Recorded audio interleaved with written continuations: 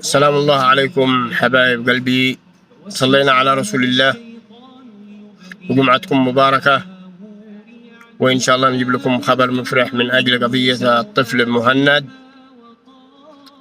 في تحرك من قبل الشيخ أمين راجح شيخ النخوة والكرامة، والله ما أصبر، وإنه تحرك بنفسه إلى المحكمة وانطلق إلى أولياء الدم، وهذه المبادرة جيدة، نشكر مثل هذا الرجال. وكذلك إن شاء الله الشيخ علي الضبيبي قد يكون معذور، هو شيخ مشايخ ريمة وكف، إلا قد تكون عنده أسباب أو ظروف، والله ما يتوقفش، والشيء واحد.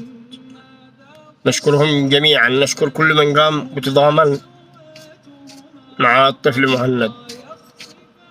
القضية قضية أصحاب ريمة كلهم، وإن شاء الله إن تكون خير هذه المبادرة، وأولياء الدم من تعز على رؤوسنا، والله إن شاء الله فيهم الخير وفيهم السماحة، ويعتبروا الموقف موقفهم،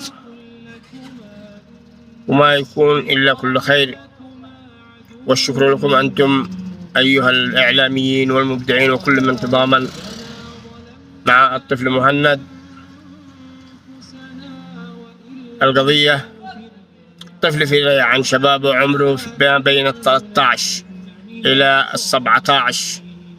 إحنا لا نزايد على حسب البطاقة، خاصة في الشعب اليمني. عندنا يجي واحد يشتغل يحب أن يفعله عمره 20 وهو 15، يقول افعلوا لي 20. أنا رجال، أنا اشتي أطلب والله، أنا لأنه يفتخر إنه يكون قد عمره كبير علشان العمل.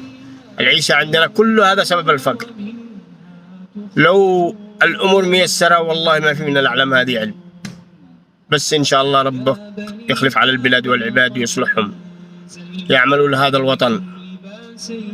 وتحياتي لكم علي القليصي.